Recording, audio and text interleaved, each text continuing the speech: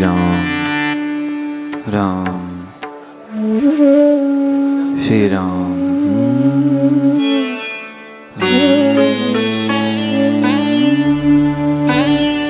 राम श्री राम श्री राम। आइए हमारे साथ मिलकर के आप सभी इधर से आवाज ज्यादा आ रही है, अपने अपने आराध्य भगवान का ध्यान करिए।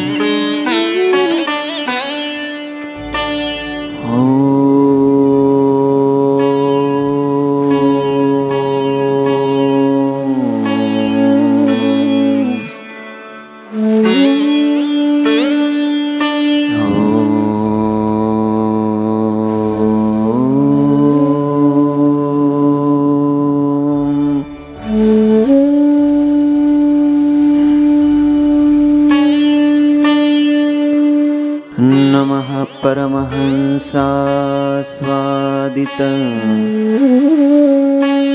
चरणकमलचिन्मकरन्दाय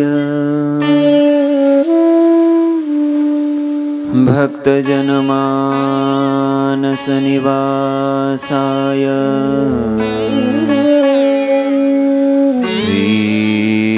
रामचन्द्राय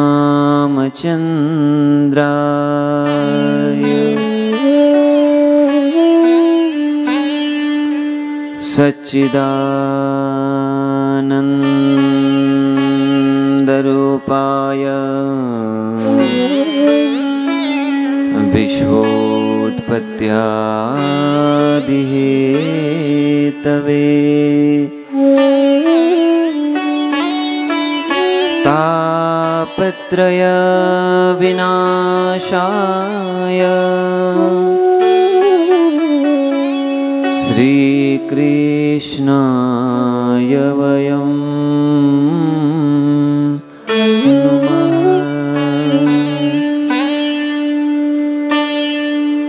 बर्हापीडं नटवरवपुः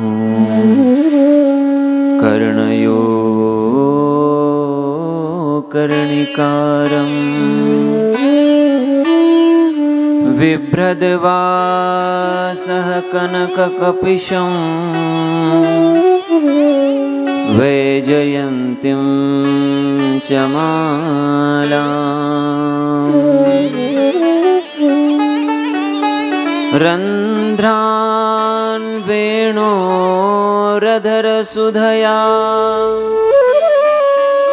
पूरयन् गोपवृन्दैः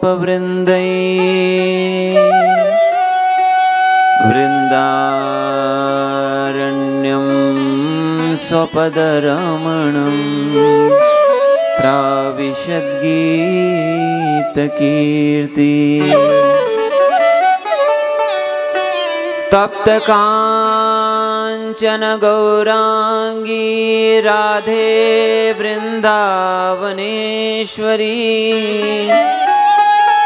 वृषभानुसुते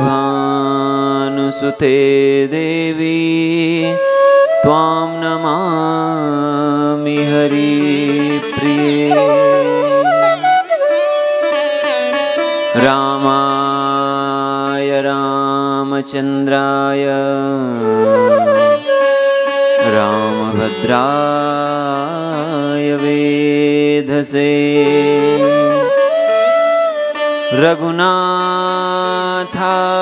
नाथाय सीताया पतये नमः। भक्ति भक्त भगवंत गुरु चतुरनाम बपुएक इनके पगवंदन किए नासत विघ्न अनेक। राधा रमण बाधा हरण मंगल करण श्री श्याम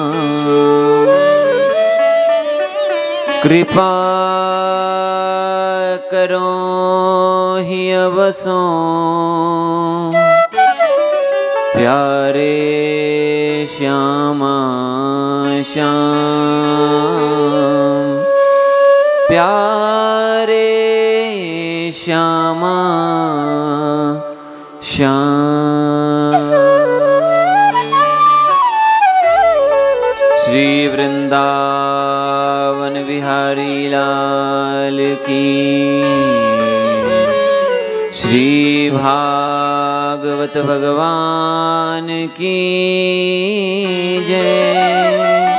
श्री पंढरीनाथ भगवान की, श्री मौली ज्ञानेश्वर महाराज की जय। श्री सिद्धेश्वर रोकड़ो हनुमान जी महाराज की जय। जय जय श्री राधे।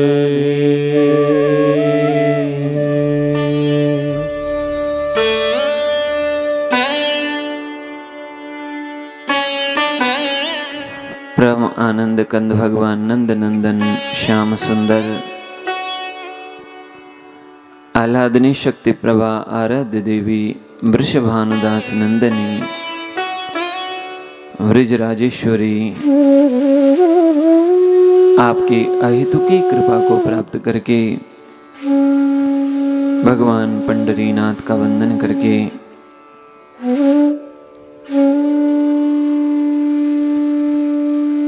भगवान सिद्धेश्वर रोकड़ो हनुमान जी महाराज को वंदन करके श्री सिद्धेश्वर रोकड़ो हनुमान जी मंदिर के जीर्णोद्धार के रौप्य महोत्सव रजत महोत्सव के निमित्त मंदिर ट्रस्ट व समस्त गांववासियों के द्वारा आयोजित परम मंगल में भगवत शब्दावतार भगवत विग्रह वांग्मय विग्रह शब्द विग्रह श्रीमद् भागवत महापुराण ज्ञान यज्ञ का आज 6वां दिन प्रारंभ हो रहा है। आवाहित सभी देवी देवता, ग्राम स्थान क्षेत्र दिग्पाल आदि देवता मंच पर और हमारे सन्मुख उपस्थित परम पूज्य श्रद्धेय स्वामी शंकर महाराज जी और श्रद्धेय कृष्णानंद जी महाराज और आज हमारे मध्य में आए महाराज जी, मंच पर उपस्थित सभी आचार्यगण, ट्रस्ट के सदस्य, ग्रामस्थ मंडल, आप सभी मेरे बाल कृष्ण के स्वरूप हैं। आप सभी को हृदय से नमन। आइए कथा से पूर्व भगवान का स्मरण करें भगवान नाम के द्वारा। जय जय श्यामा, जय जय श्याम,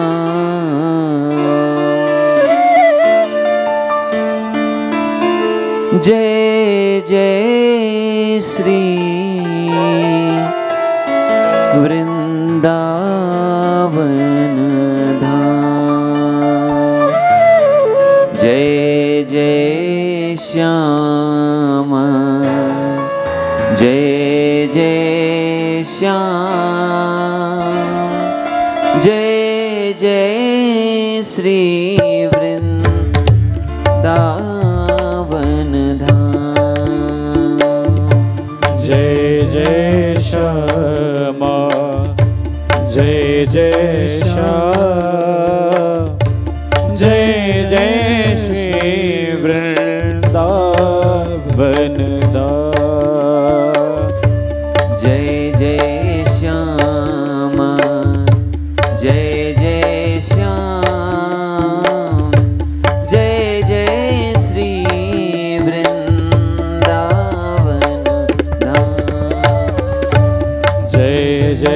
श्यामा जय जय श्याम जय जय श्री वृंदावन धाम जय जय श्यामा जय जय श्याम जय जय श्यामा जय जय श्याम जय जय श्यामा जय जय श्याम जय जय श्यामा जय जय श्याम जय जय श्री वृंदावन धाम जय जय श्री वृंदावन धाम जय जय श्यामा जय जय श्याम जय जय श्री वृंदावन धाम जय जय श्यामा जय जय श्याम जय जय श्री वृंदावन सभी गाइए, कितना प्यारा नाम है।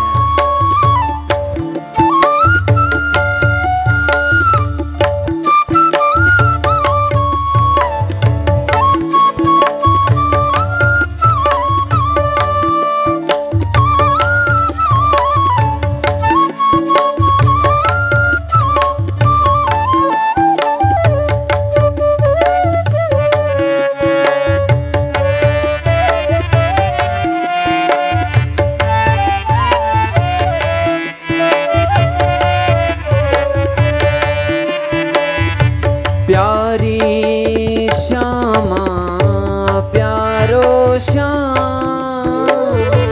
प्यारी श्यामा प्यारो श्याम प्यारी श्यामा प्यारो श्याम प्यारी श्यामा प्यारो श्याम प्यारो श्री वृंदावन धाम प्यारो श्री वृंदावन धाम ओ जय जय श्यामा जय जय श्याम जय जय श्री वृंदावन धाम जय जय गाइए गाइए आप लोग भी गाइए। हाँ, हाँ। जय जय श्याम जय जय श्री वृंदावन धाम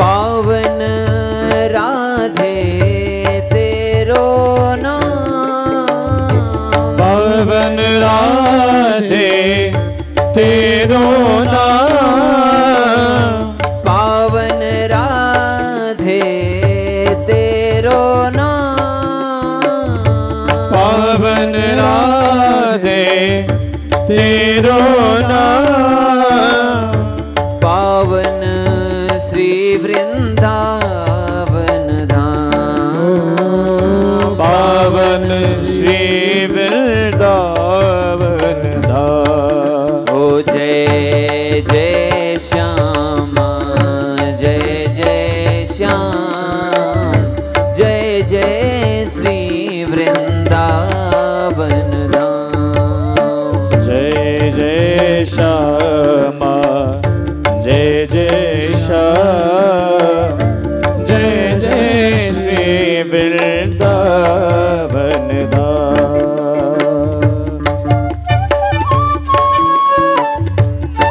सभी गाइए, सभी आप लोग गाइए।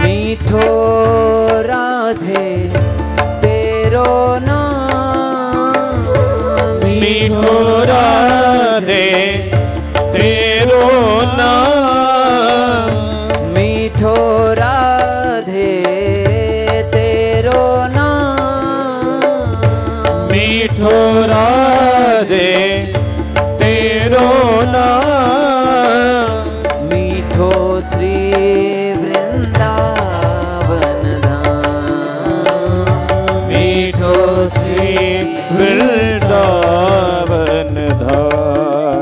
जय जय श्यामा, जय जय श्याम, जय जय श्री वृंदावन धाम। जय जय श्यामा, जय जय श्याम, जय जय श्री आप लोग गाइए। वृंदावन धाम। जय जय श्यामा। आहा, कितना प्यारा नाम है। जय जय श्यामा।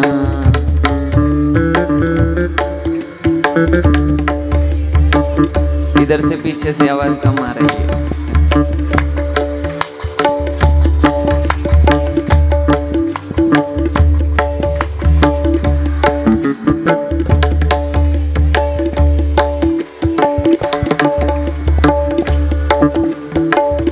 मेरी श्यामा मेरो श्याम, मेरी श्यामा मेरो श्याम, मेरी श्यामा मेरो श्याम, मेरी श्यामा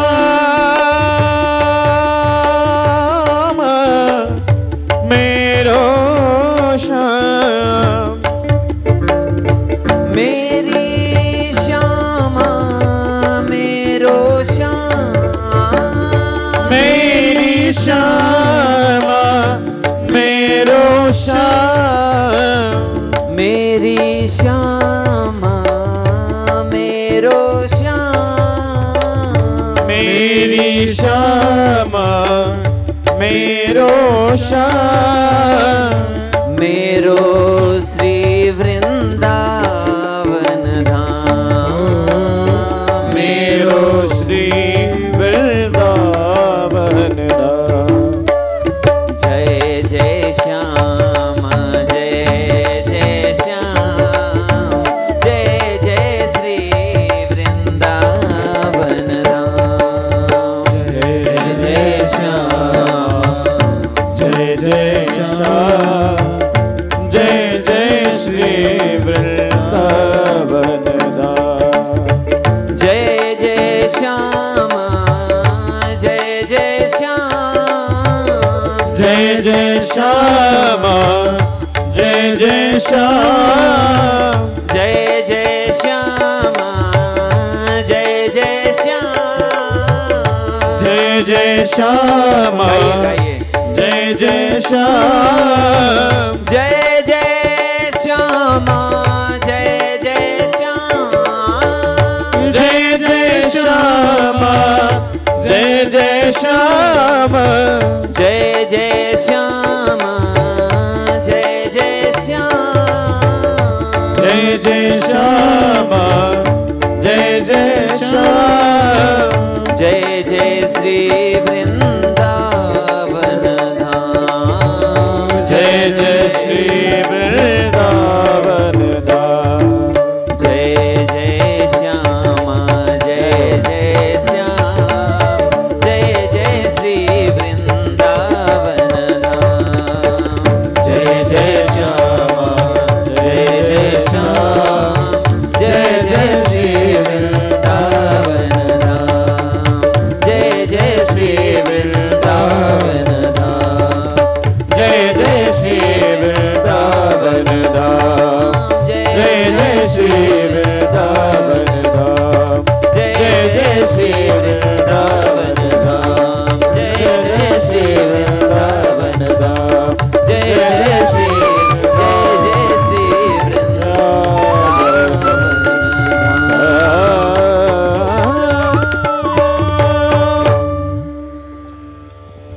जय जय श्यामा, जय जय श्याम,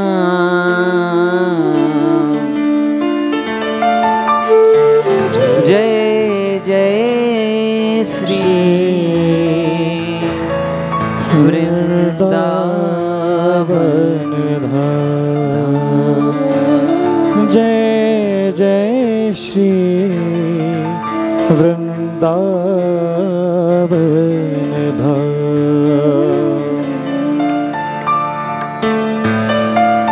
श्री वृंदावन धाम की यह पवित्र लीलाएं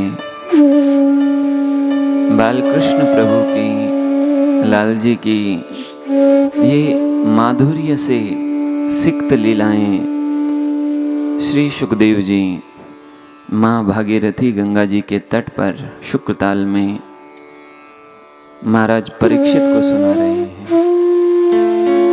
और उसी निमित्त से इस कसारा के इस प्रांगण में हम और आप श्री सुखदेव जी का वह चिंतन श्रवण कर रहे हैं। कल का प्रसंग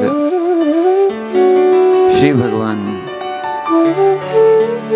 जहां एक और कर्म के सिद्धांत को प्रकट करते हैं, वहां एक विषय और यह है कि इंद्र के मान का मर्दन भी करना है। इंद्र के अहंकार का, इंद्र के मान का मर्दन श्री भगवान कहते हैं, अहम त्वा सर्व पापेभ्यो मोक्षयिष्यामि, मैं तुमको सारे पाप से मुक्त कर दूंगा, एक बार मेरी शरण में आ जाओ। लेकिन कहीं पर भी भगवान ने ये नहीं कहा कि मैं तुम्हारे अहंकार से तुमको मुक्त कर दूंगा। पाप से तो भगवान मुक्त कर देते हैं, पाप का तो हरण श्री हरि कर देते हैं, इसलिए उनका नाम है हरि, हरति, जो हरण कर दे पाप का, संताप का। जिनकी शरण में जाने से वह अपने भक्त का पाप ताप संताप हर दे, वो है हरि। पर यदि किसी में अहंकार है, अभिमान है, तो भगवान उस अभिमान को सहन नहीं करते हैं।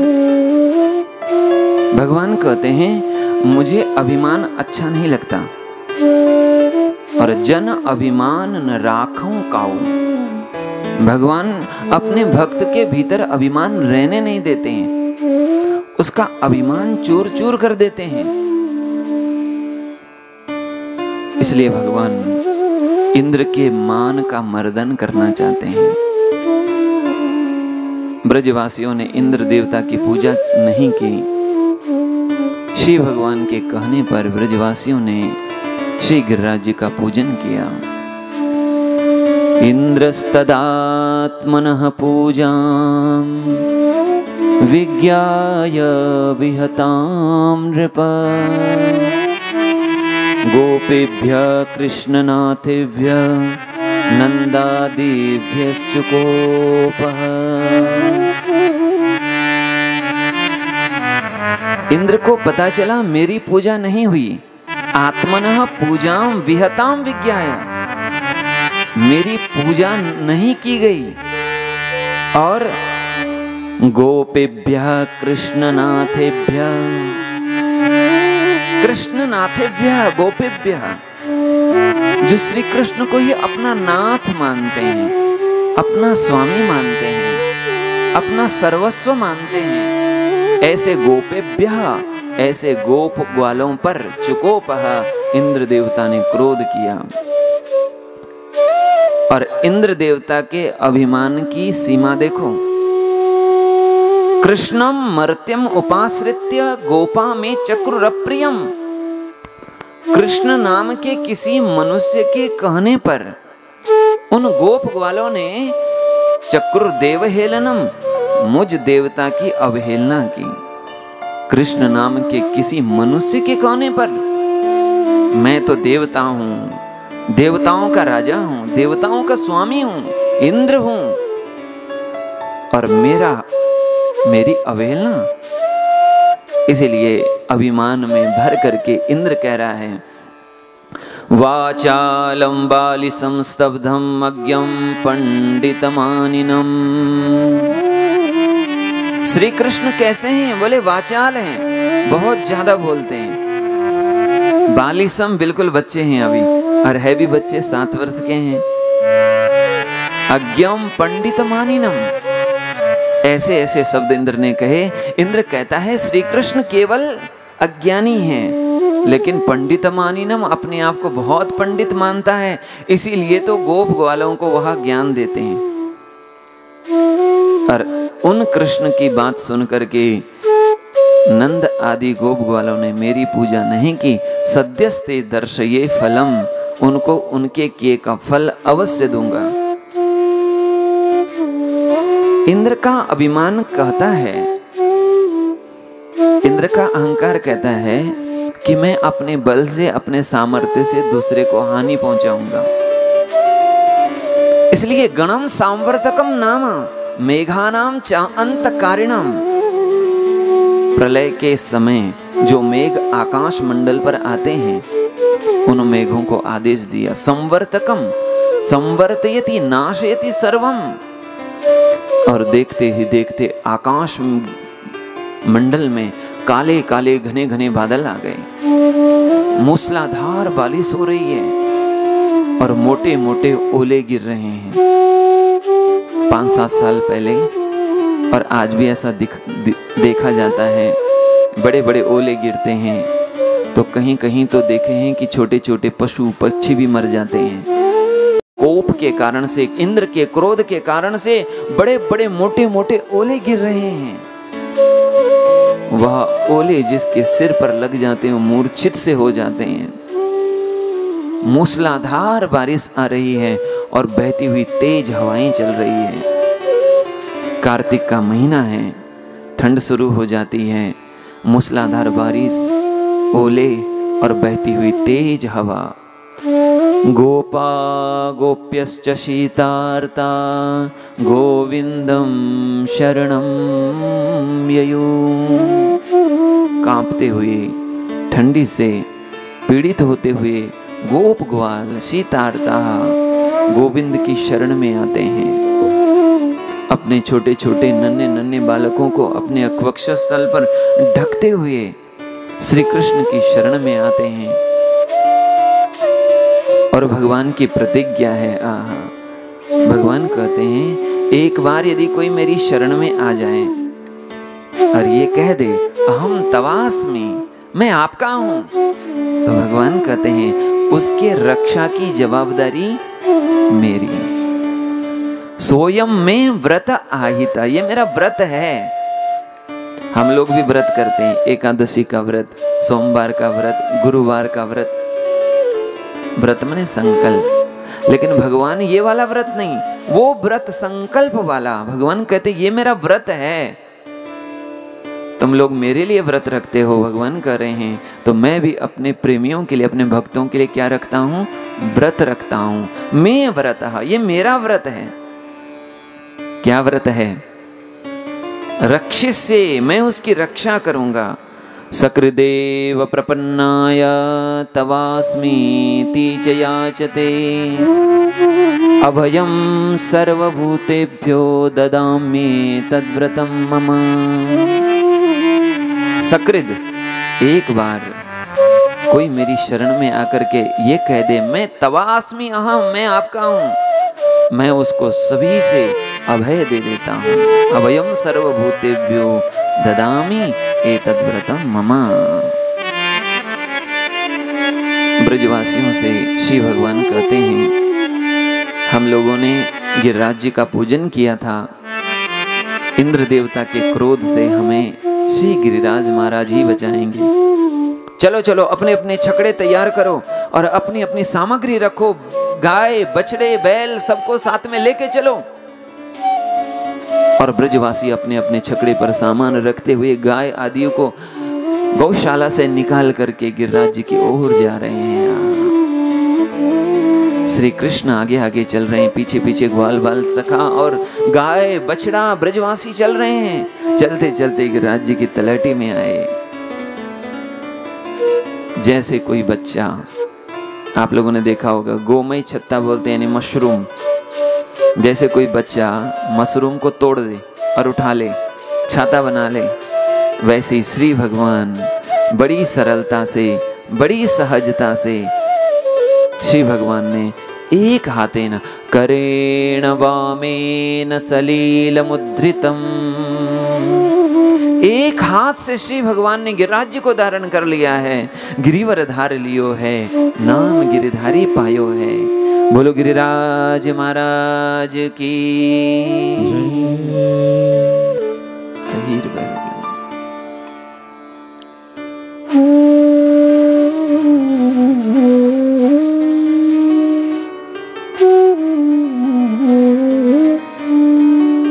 अथाह भगवान गोपान हे अम्ब तात ब्रजोकसन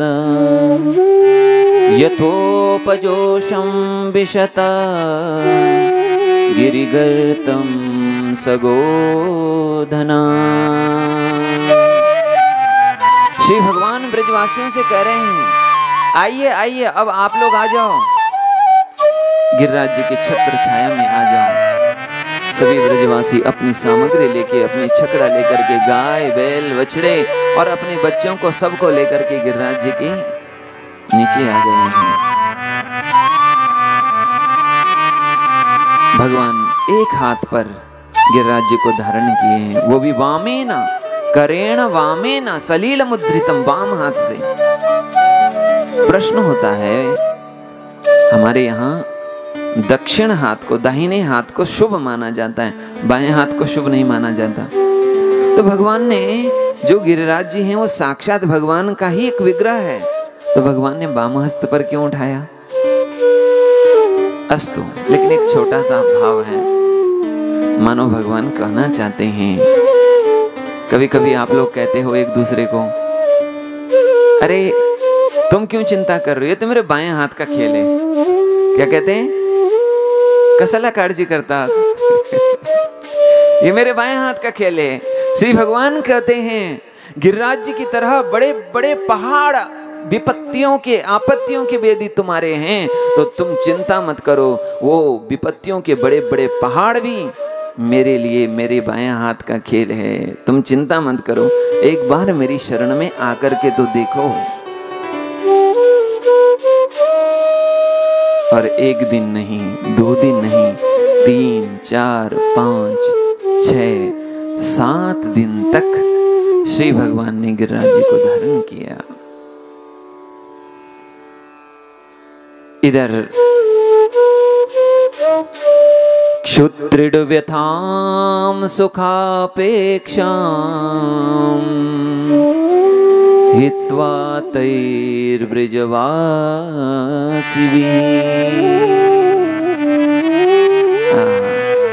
7 दिन तक न किसी को भूख है और न किसी को प्यास है। निरंतर निर्निमेष नेत्रों से श्री भगवान अपने प्रेमियों का दर्शन कर रहे हैं और ब्रजवासी श्री कृष्ण का दर्शन कर रहे हैं। ऐसा संयोग, किसी को भूख प्यास नहीं लगी। 7 दिन हो गए, जब देखा बाहर बादल छंट गए हैं, धूप निकल आई है और बाहर ब्रजमंडल पूरा सूखा हो गया है। तब भगवान ने ब्रजवासियों से कहा, अब आप लोग बाहर चले जाओ। ब्रजवासी सभी बाहर आ गए और भगवान ने जैसे पहले गिरिराज जी थे उसी तरह स्थापित कर दिए। कोई चीज उठाना सरल हो सकता है, लेकिन उसको यथावत रखना बहुत कठिन काम है। कभी कभी पहलवान देखें 80-80 एक कुंटल के जो है वो उठा लेते हैं। उठाना सरल है, लेकिन नीचे रखना कठिन है। वैसे ही आराम से, लेकिन भगवान तो अनंत अनंत ऐश्वर्य, अनंत शक्ति से संपन्न है। भगवान ने बड़ी ही सहजता से गिरिराज जी को उसी प्रकार स्थापित कर दिया है। गिरिराज जी की स्थापना तो हो गई, लेकिन भगवान के सखा ग्वालवाल आकर के श्री कृष्ण से कहने लगे, कन्हैया आज के बाद हम तेरे साथ खेलेंगे नहीं, कबड्डी नहीं खेलेंगे, गेंद का खेल नहीं खेलेंगे। कन्हैया ने कहा क्यों? क्योंकि सब में यही चर्चा चल रही कि श्री कृष्ण कोई सामान्य नहीं है, श्री कृष्ण साक्षात ईश्वर है। सब ब्रजवासी यही कह रहे हैं, हमारे कुल में बड़े बड़े पहलवान हुए, बलवान हुए, लेकिन इतना बड़ा पहाड़ पर्वत किसी ने उठा दिया हो, आज तक कोई ऐसा बलवान पहलवान नहीं हुआ। श्री कृष्ण ने यह कार्य किया है। अवश्य श्री कृष्ण ईश्वर है, और यदि तुम ईश्वर हो तो तुम्हारे साथ हम खेलेंगे नहीं, तुम्हारे साथ बैठ करके खाएंगे नहीं, तुम्हारे साथ बैठ करके गैया चराने हम लोग जाएंगे नहीं। क्यों? क्योंकि तुम तो ईश्वर हो, और ईश्वर के साथ खेलते समय हमसे कोई गलती हो जाए तो हमें तो नरक जाना पड़ेगा। भगवान जानते हैं संसार में ईश्वर बनना सस्ता सौदा नहीं, बहुत कठिन काम है। आप लोग जानते हैं, आपके घर में यदि भगवान होंगे तो उनकी दशा आप समझते हैं। बोलो वृंदावन। एक साल में एक बार तो जहाँ भगवान रहते हैं, एक साल में एक बार मुश्किल से वहाँ सफाई का समय आता है। मुश्किल से वहाँ कभी महीने में भोग लगता होगा, मुश्किल से कभी वो चित्रपट को, मूर्तियों को नहलाते होंगे, मुश्किल से कभी 2-4 उसमें इलायची दाने चढ़ा देते होंगे, घर में देव रख देते हैं, फिर न उनको खाने की पूछते हैं न पीने की पूछते हैं। तुम किसी के घर पे गए, तुमको एक जगह बिठा दिया, फिर किसी ने पूछा ही नहीं तो क्या होगा बताओ?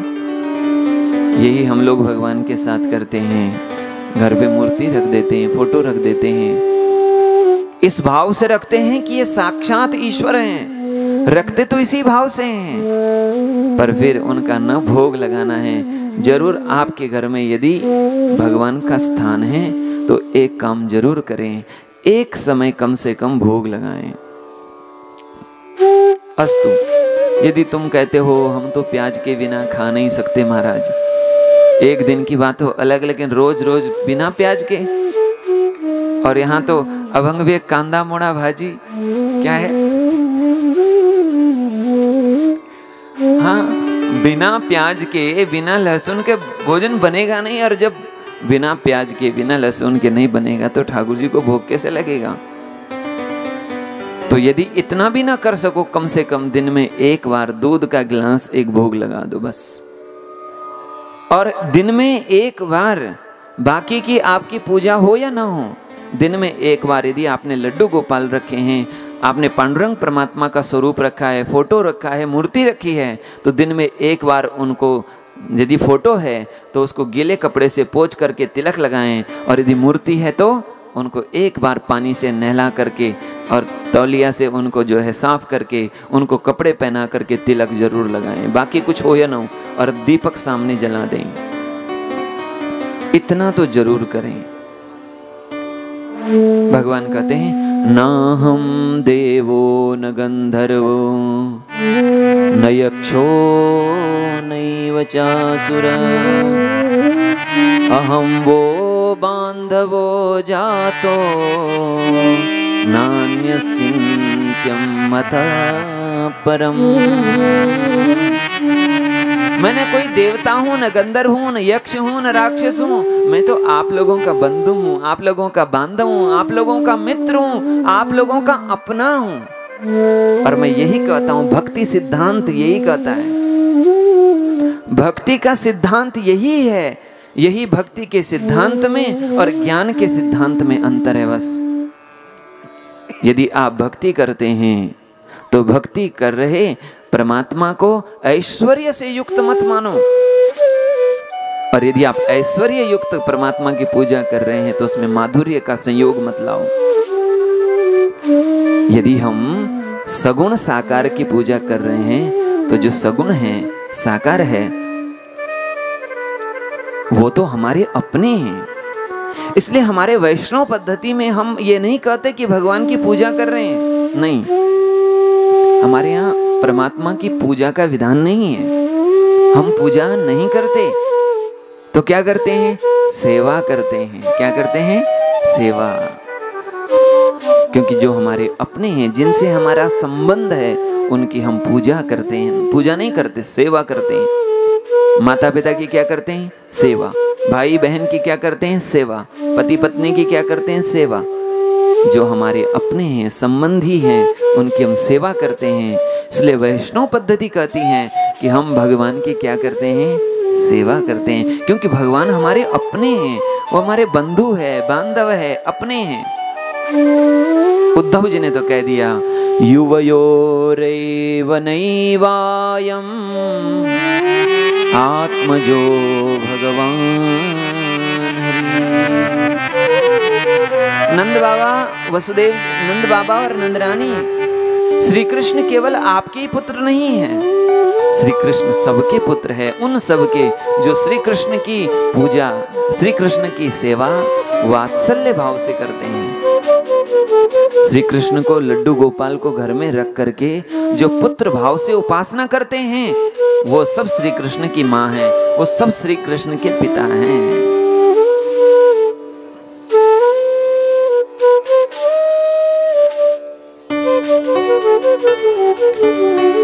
ये कह करके श्री भगवान अपने मित्रों को प्रसन्न कर रहे हैं।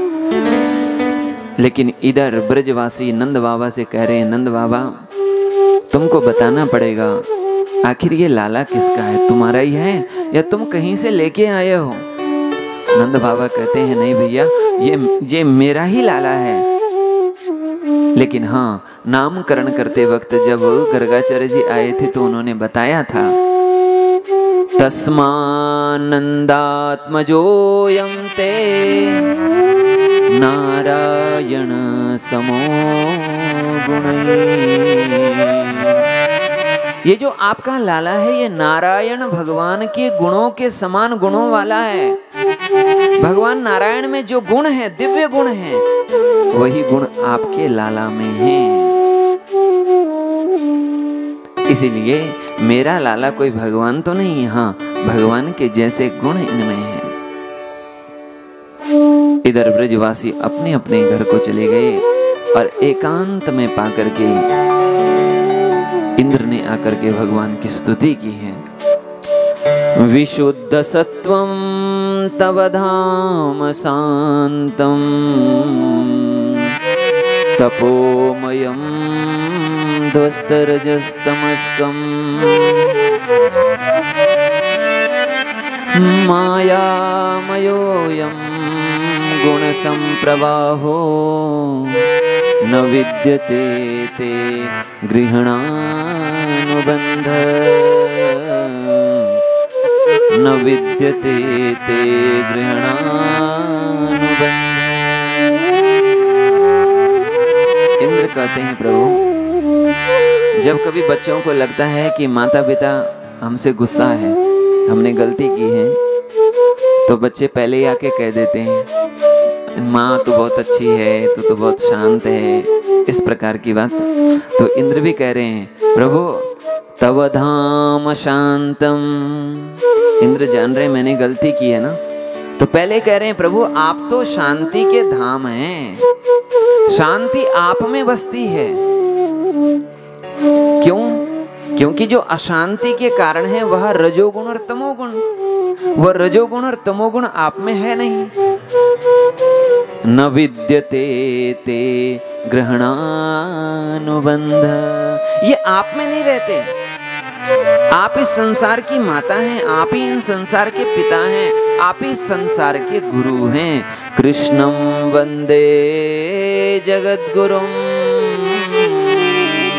श्री कृष्ण जगत के गुरु हैं, आप सबके माता है, जगत पिता है, जगत माता है।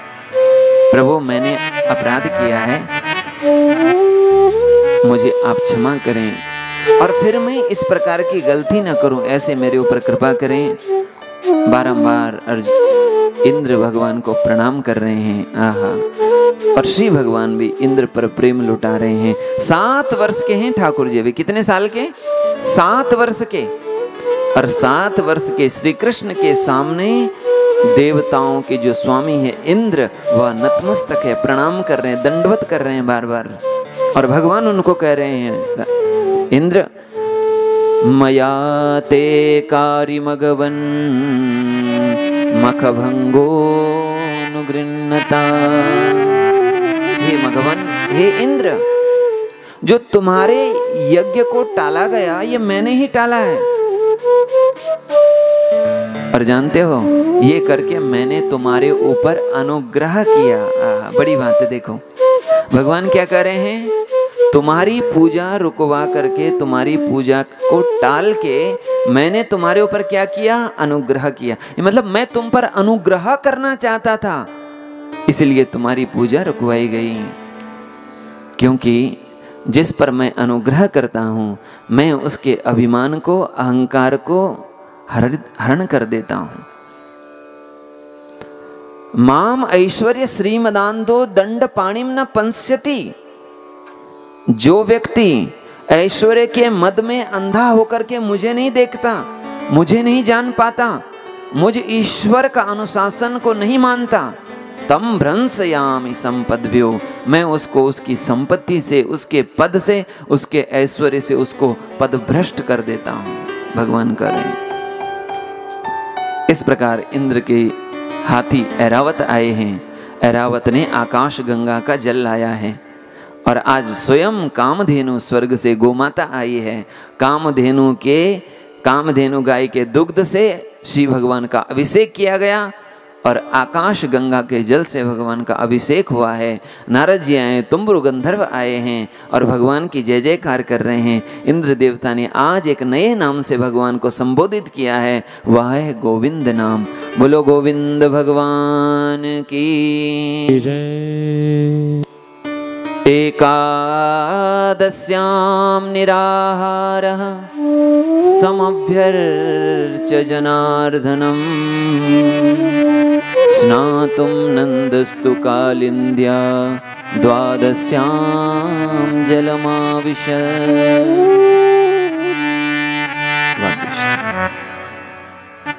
एकादशी का दिन आया और एकादशी में निराहार, नंद बाबा ने कोई आहार नहीं लिया। और यहाँ तक हमारे संत तो कहते हैं, और मुझे आश्चर्य भी होता है और थोड़ा आनंद भी लगता है, आज हमारे भारत में, पूरे भारत में मैं ये कहूँ, एकादशी का सबसे अच्छे से यदि पालन होता है तो महाराष्ट्र में होता है। ये बात है। दूसरी बात मैंने ये भी सुना, हमारे महाराज जी भी और हमारे जितने भी महाराष्ट्र के संत पुराने परिचित हैं, वो सब यही कहते थे कि जो रीति, जो परंपरा, जो एकादशी की विधि है, तो हम पूरे लगभग भारत में घूमे हैं, कहीं मुझे वो विधि दिखाई नहीं पड़ती। लेकिन महाराष्ट्र में पहले ऐसे बहुत लोग थे, लेकिन आज भी कुछ ऐसे लोग हैं जो एकादशी की विधि का ठीक ठीक पालन करते हैं। द्वादशी की रात्रि को कुछ न लेना, एकादशी को पूरा दिन कुछ न लेना, और द्वादशी को भोर में सुबह जब एकादशी विराम हो जाए तब स्नान करने के बाद एकादशी का व्रत जो है उसका उद्यापन, मतलब उसको विराम दिया जाता है। नंद बाबा निराहार रहते हैं, एकादशी का व्रत है। द्वादशी की सुबह यमुना जी में स्नान करने गए हैं। नंद बाबा वस्त्र खोल करके नंद स्नान करने के लिए यमुना जी में तो गए, लेकिन वापस आए नहीं। बहुत देर हो गई। जब नंद बाबा वापस नहीं आए, ब्रजवासी ढूंढने चले गए। देखा यमुना जी के किनारे नंद बाबा के वस्त्र तो हैं, पादुका हैं, पर नंद बाबा नहीं है। भगवान समझ गए और भगवान वहीं यमुना जी में प्रवेश करके वरुण लोक को चले गए। जैसे वरुण लोक में गए तो श्री भगवान के दर्शन करके, वरुण लोक के जो देवता है, अधिपति है भगवान वरुण, उन्होंने जैसे भगवान के दर्शन किए, अपने ऊंचे आसन से उठ करके आगे बढ़ करके भगवान की स्तुति करने लगे, प्रणाम करने लगे, मालाएं भेंट करने लगे और अपने आसन पर बिठा करके भगवान की आरती उतार रहे हैं।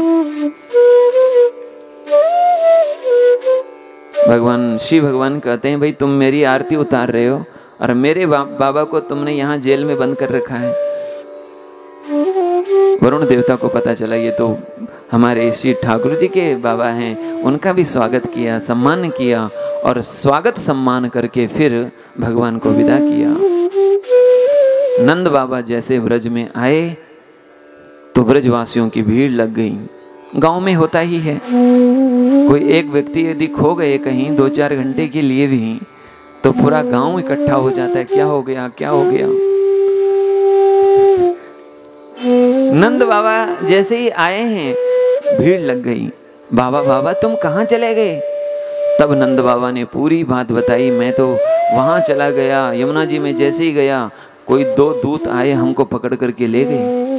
लेकिन जैसे ही मेरा कन्हैया आया, उनको देख करके उनके वो बड़े से देवता दंडवत प्रणाम हमारे लाला को की। अब फिर ब्रजवासी आपस में कान में कहने लगे, ये बात बिल्कुल सत्य है कि श्री कृष्ण साक्षात ईश्वर हैं। ब्रजवासियों ने कहा, कन्हैया क्या तुम सच में ईश्वर हो? यदि तुम ईश्वर हो तो हम तुम्हारा धाम देखना चाहेंगे। हमने बहुत सुना तुम्हारा जो वैकुंठ धाम है, एक बार हमें अपना वैकुंठ दिखा दो ना। भगवान ने कहा, यदि आपको वैकुंठ ही देखना है तो चलो मेरे साथ। ब्रह्मरथ में ले गए और जैसे ही ब्रजवासियों ने ब्रह्मरथ में डुबकी लगाई तो वैसे ही वैकुंठ में पहुंच गए। वैकुंठ में जैसे ही देखा है, वैकुंठ का ऐश्वर्य, वहां का वैभव, वहां की दिव्यता, भव्यता, वहां का कोई भी पुष्प कभी कुंभलाता नहीं है। वहां 16 वर्ष सबकी आयु है, कोई बूढ़ा होता नहीं है, किसी को जरा नहीं है, बुढ़ापा नहीं है, बीमारी नहीं है, रोग नहीं है। रोग शारीरिक भी नहीं है, मानसिक भी नहीं है, आदि भी नहीं है, व्याधि भी नहीं है। हर कोई यहाँ प्रसन्न है, आनंद में है। ऐसा जो वह वैकुंठ दिव्य लोक है, जैसे ब्रजवासी वहां गए, देखते रह गए चारों ओर। भैया हम वैकुंठ तो आ गए, लेकिन हमारे कन्हैया कहाँ है? आगे देखे तो एक बड़े से शीश नाग पर लेटे हुए भगवान नारायण को देखा। एक गोपकाल कहने लगा, देखो देखो, लगता है यही हमारे कन्हैया हैं। बिल्कुल हमारे कन्हैया की तरह ही श्याम रूप है। आगे बढ़ रहे थे तो 4-4 हाथ वाले भगवान के पार्षदों ने रोक दिया, इससे आगे नहीं जा सकते। आपको यदि पूजा करनी है, अर्चना करनी है तो यहीं से करो। ये वैकुंठ है, यहाँ मर्यादाएं हैं, यहाँ सीमाएं हैं, यहाँ दूरी है, यहाँ अनुशासन है। ये ब्रज नहीं है जहां जब मन हो श्री कृष्ण के साथ खेल लिए, कभी कबड्डी खेल लिए, कभी गेंद खेल लिए और कबड्डी में कभी श्री कृष्ण को ही हरा दिए। वहां कोई मर्यादा नहीं, कोई सीमा नहीं है, कोई अनुशासन नहीं है। लेकिन यहाँ तो अनुशासन है। ब्रजवासी देख रहे हैं, इतने में 4 हाथ वाले देख रहे थे, थोड़ी देर में देखे 4 मुख वाले ब्रह्मा जी भी आ गए सामने और भगवान नारायण की स्तुति वेद मंत्रों से कर रहे हैं। इतने में भगवान महादेव पंचानन पंचमुख वाले आ गए। अभी 4 मुख वाले देखे थे, 5 मुख वाले भी दिखाई दिए। ब्रजवासी देख करके बड़े आनंदित है, आश्चर्य में है। पर ऐसा ऐश्वर्य, ऐसा वैभव पाने के बाद भी ब्रजवासी कहते हैं यहाँ सब कुछ है, सुख है, आनंद है, पर यहाँ वो सुख नहीं है जो ब्रज में है, यहाँ वो आनंद नहीं है जो ब्रज में है। क्योंकि ब्रज में श्री कृष्ण की सहजता है, सरलता है। यहाँ ब्रज में श्री कृष्ण का साधारणीकरण है, सरलीकरण है। इसलिए ब्रजवासी कहते हैं कहा करूं वैकुंठ हो जाए। और इसलिए कहते हैं या सुखा कारणी देव और वैकुंठ सोड़ोनी संत संत सदनी राहिला। या सुखा कारणी, इस सुख के लिए, इस आनंद के लिए भक्त कहते हैं कहा करूं वैकुंठ हो जाए। जहां नहीं नंद, जहां नहीं जसोदा, जहां नहीं गोपी ग्वालन गाए, जहां नहीं जल जमुना को निर्मल, ना ही कदम्ब की छाएं, कहा करूं वैकुंठ वागीश्वरी।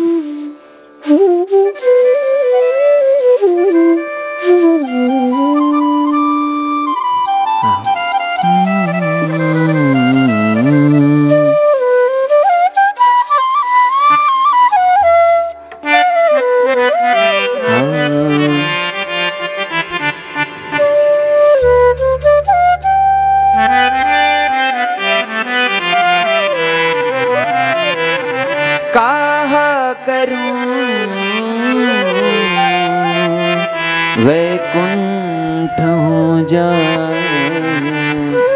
काहा करूं वैकुंठ हो जाए, काहा करूं वैकुंठ जाए, काहा करूं वैकुंठ हो जाए, काहा करूं वैकुंठ जाए के। जहाँ नहीं नंद, जहाँ न जसोदा, जहाँ नहीं नंद, जहाँ न यशोदा, जहाँ नहीं नंद, जहाँ न जसोदा, जहाँ नहीं नंद, जहाँ न यशोदा, जहाँ नहीं गोपी ग्वालन गाय, जहाँ नहीं गोपी ग्वालन गाए, काहा करूं वैकुंठ हो जाए, कहाँ करूं वैकुंठ जाए।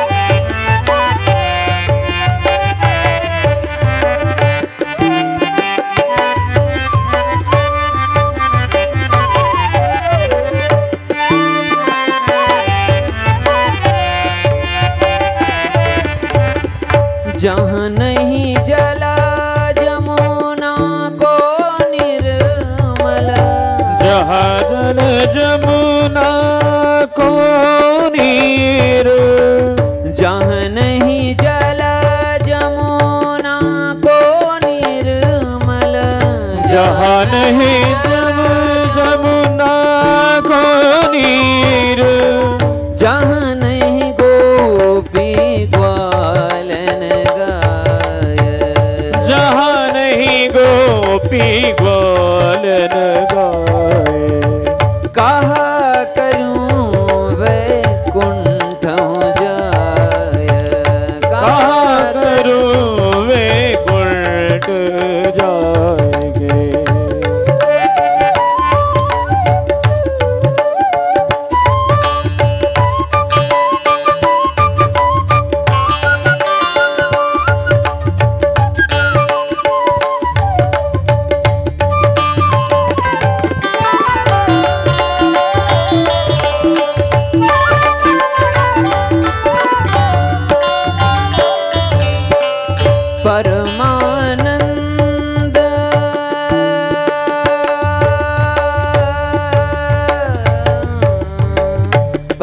परमानंद दास को ठाकुर, परमानंद दास को ठाकुर, परमानंद दास को ठाकुर, परमानंद दास को ठाकुर, ब्रज रजत जी मिली जाय बलाय, ब्रज रजत जी मिली जाय,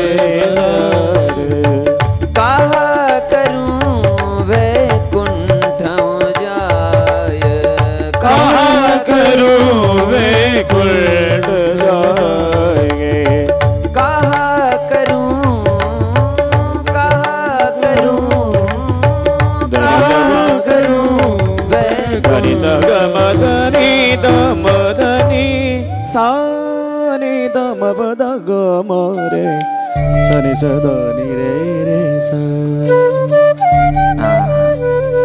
कहा करूं वे कुंठ जाय, कहा करूं वे कुंठ जाय।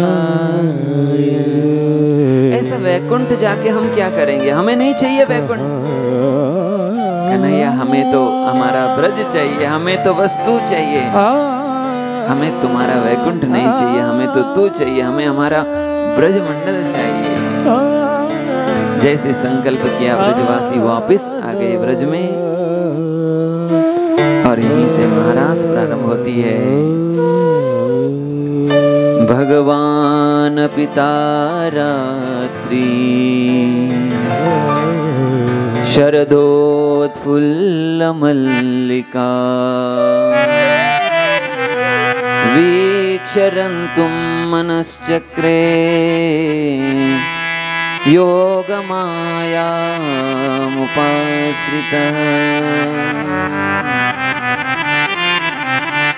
आज भगवान अपी श्री सुखदेव भगवान कह रहे हैं, ये जो लीला है ये किनकी है? तो पहला शब्द दिया भगवान।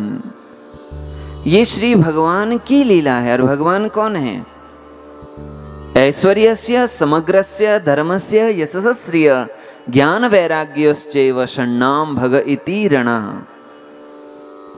समस्त ऐश्वर्य, समस्त धर्म, समस्त वैराग्य, समस्त धर्म जिनके पास है, 6 भगों से जो परिपूर्ण हैं, या 6 जो भग हैं, इनका जो आधार स्वरूप है, मूल रूप है, वह है भगवान। ये उनकी लीला है। इस दृष्टि से न सुनना कि कोई मनुष्य की लीला है, इस दृष्टि से सुनना कि मैं एक ईश्वर की लीला को सुन रहा हूं, सुन रही हूं। और ईश्वर की लीलाएं अपनी बुद्धि से नहीं सुनना, अपने भाव से सुनना। ये बुद्धि का विषय नहीं। बुद्धि से सुनोगे तो बुद्धि चक्कर में पड़ जाएगी। ये भाव का विषय है। भाव से सुनेंगे तो आनंद मिलेगा। और एक बात कहूं, ये माधुर्य भाव के उपासकों की चर्चा है। अब तक की जो कथा थी वो वात्सल्य भाव के उपासक, सख्य भाव के उपासकों की चर्चा। पर अब माधुर्य भाव से जो उपासना करते हैं उनके लिए है। रोज गोपियां भगवान को याद करती, भगवान को उच्चारण करने के लिए जाते, और गोपियां पूरा दिन श्री कृष्ण के दर्शन की लालसा में बड़े दुख से, बड़े कष्ट से व्यतीत करती, इस भाव से कि सांझ होगी तो श्री कृष्ण आएंगे और उनके दर्शन से हमारे नेत्र सफल हो जाएंगे। जिनके दर्शनों में उनकी जो पलक हैं वो गिरना भी उन्हें सहन नहीं होता। पूरा दिन श्री कृष्ण की चर्चा में जाता, सांझ जब श्री कृष्ण गोचारण करके आते तो अपने पूरे दिन की जो दर्शन के प्यासी आंखें हैं उनकी प्यास बुझाती। दर्शन दे रे भगवंता, हाँ? किति अंत आता पाहो अनंता, दर्शन दे रे भगवंता। रोज गोपियां श्री भगवान को याद करती, लेकिन आज शरद की पूर्णिमा है, रात्रि का समय है। दिन तो अच्छा लगता ही है, लेकिन आपको सच बताएं, रात भी बहुत अच्छी होती है। रात में भी जिस रात्रि में चांदनी है वो अच्छी लगती है। चांदनी में भी यदि पूर्णिमा का चांद हो तो अच्छा लगता है, और पूर्णिमा भी यदि शरद पूर्णिमा का चांद हो तो वो और अच्छा लगता है। श्री भगवान यमुना जी के तट पर आए हैं और गोपियों को, ब्रजवासियों को याद कर रहे हैं। भगवान पिता रात्रि शरदोत्फुल्ल मल्लिका। यमुना जी के तट में आकर के श्री ठाकुर जी ने देखा, आज की जो रात्रि है इस वृंदावन में आज मल्लिका के पुष्पों से सुगंधित सुवासित हो रही है।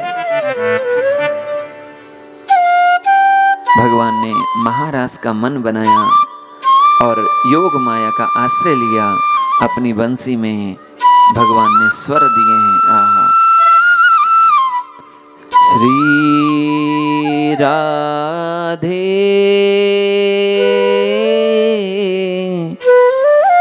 श्री राधे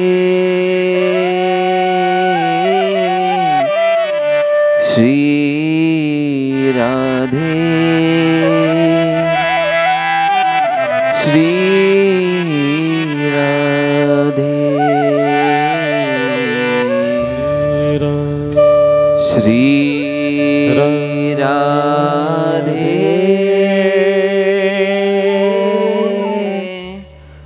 श्री राधे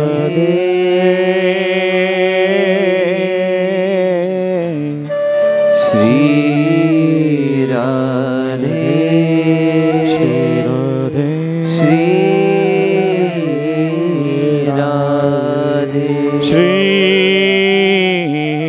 राधे। श्री भगवान बंसी में स्वर दे रहे हैं।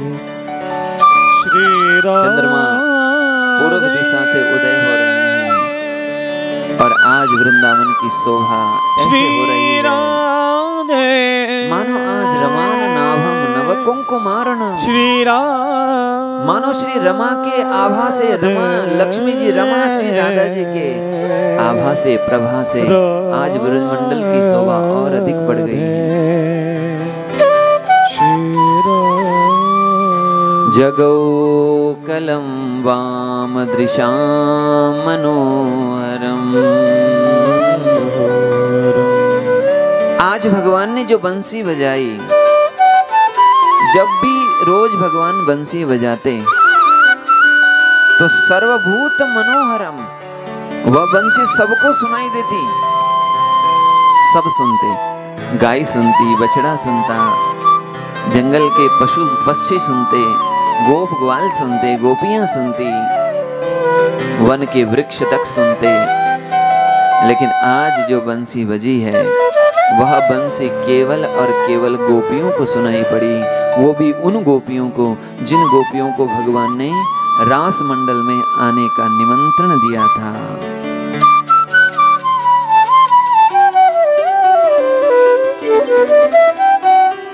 निशम्य गीतम तदनंगवर्धनम।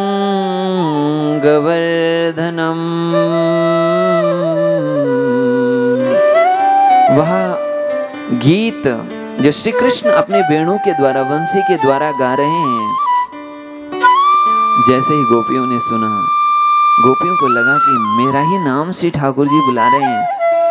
ये बंसी के स्वर में ऐसे जैसे मेरा नाम ले रहे हैं, मुझे बुला रहे हैं, मुझे पुकार रहे हैं। बहरे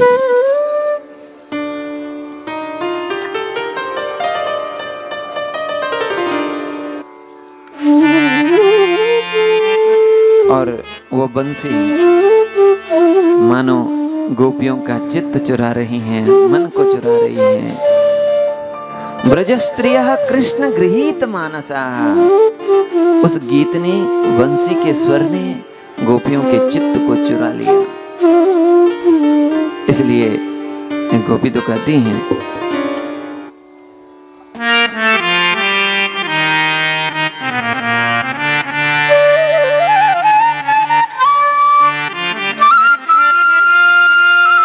हो हरि ने माझे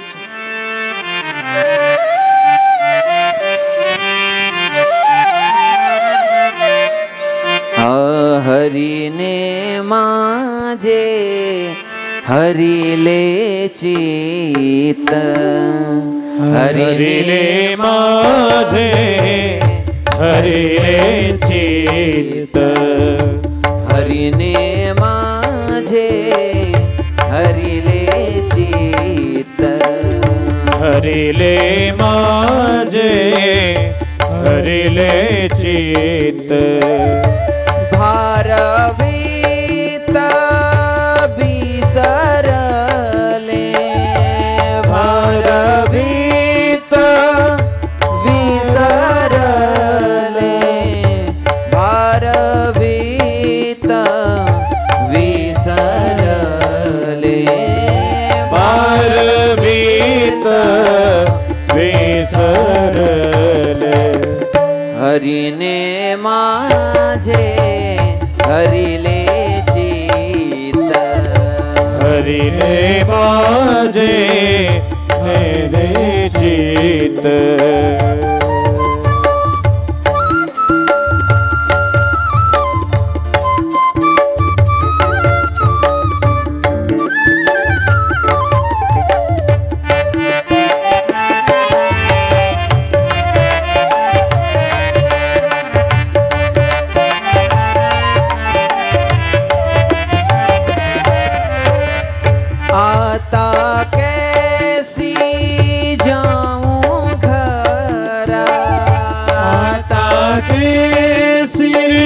जाऊं घर, आता कैसी जाऊं घर, आता कैसी जाऊं घर। नाभे बारा लौकिक, नाभे बारा लौकिक। हरि ने माझे हरि ले चित, हरि ले माझे हरि ले चित, हरि ने माझे हरि ले चित, हरि ले माझे हरि ले चित।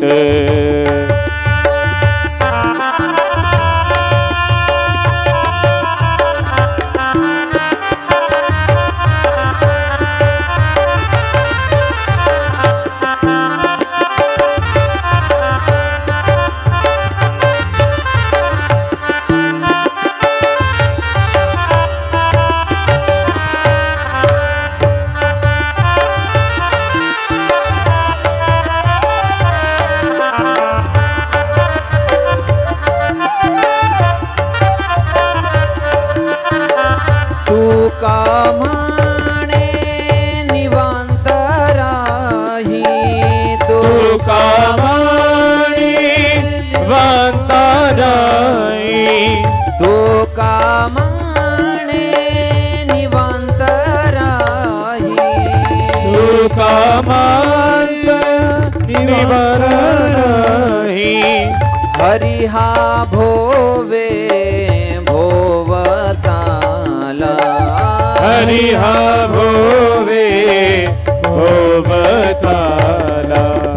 हरि ने माझे हरि ले चित, हरि ले माझे हरि ले चित। तू कामणे निवांतराही, तू कामणे निवांतराही।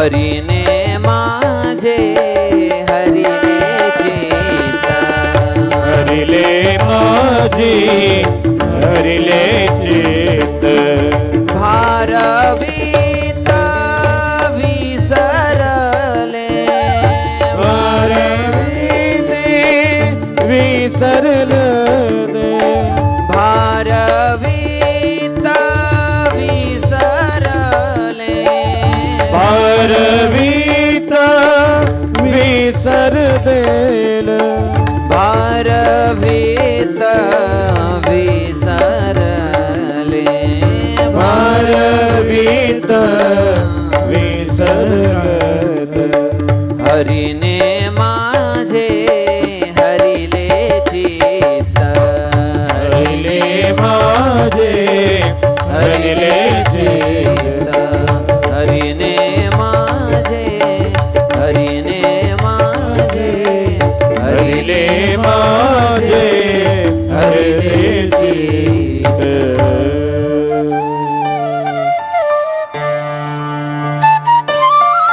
व्रज स्त्रिया कृष्ण गृहीत मानसा, कृष्णेन गृहीता, श्री कृष्ण ने मानसाह जिनका मन गृहीत कर लिया, चुरा लिया है, ऐसी गोपियां एक दूसरे को न देखती हुई श्री कृष्ण की ओर दौड़ी चली आ रही हैं। कैसे कैसे आ रही हैं, सुखदेव जी वर्णन करते हैं। दुहन्त्योऽभियुक्ताश्चित् दोहं हित्वा समुत्सुकाः। कोई गोपी दोहन कर रही थी, गाय दो रही थी। जैसे श्री कृष्ण की बंसी कान में पड़ी, गो दोहन करना भूल गई और गो दोहन का पात्र वहीं रखा और वैसे ही चली गई। कोई गोपी गो दोह चुकी हैं, लेकिन वह दूध जो दोह चुका है उसको घर में ले जाने की अब सुधि नहीं है। कोई गोपी गो दोहन करने के लिए जा रही है, पात्र वहीं रख दिया और चली गई। कोई गोपी अग्नि पर चूल्हे में दूध रखा है, लेकिन वो रखे के रखा ही रह गया, वैसे ही चली गई।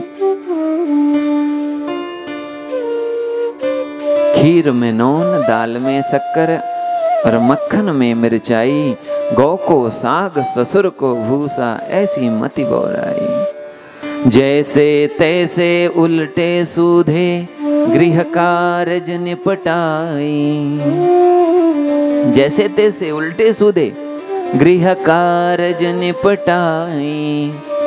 कर उलटे श्रृंगार गुजरिया, वंशी वट को धाई। जो जैसे ही तैसे ही उठी धावई, जो जैसी है वैसी उठ करके दौड़ रही हैं। कोई गोपी घर में झाड़ू बुहारी कर रही हैं, हाथ धोने का समय नहीं, हाथ धोने के लिए फुर्सत नहीं, झाड़ू कर रही है, बुहारी कर रही, वैसी चल पड़ी। कोई लिम्पन त्योहार घर का लेपन कर रही थी, हाथ धोने तक की सुधि नहीं है, वैसे हाथ में गोबर लगा हुआ है, मिट्टी लगी है और वैसी चल पड़ी है।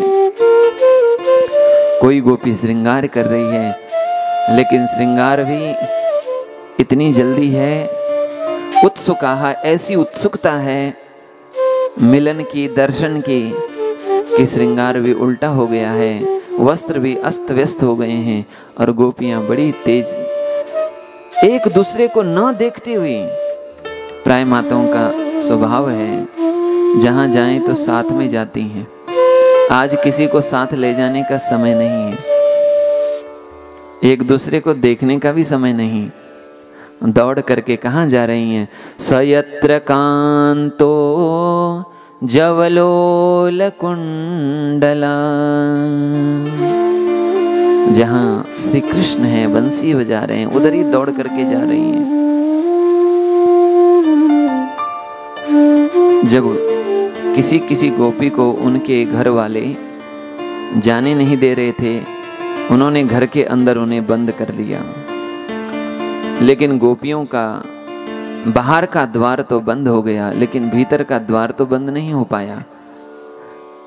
वहीं घर के अंदर आंख बंद करके गोपियां बैठ गईं और अपना शरीर त्याग दिया है और श्री कृष्ण के पास चली गईं। इसलिए मैं कहूंगा ये गोपियां कोई सामान्य स्त्री नहीं है। अनंत जन्म तक साधन भजन करने वाले जो योगी है, यति है, सन्यासी है, वही गोपी बन करके आई हैं और आकर के श्री कृष्ण के पास। यहां पर परीक्षित जी ने पूछा, महाराज एक बात मैं पूछना चाहता हूं। आपने अभी कहा कि गोपियां अपने घर के भीतर ही ध्यान में बैठ गईं और ध्यान में बैठ करके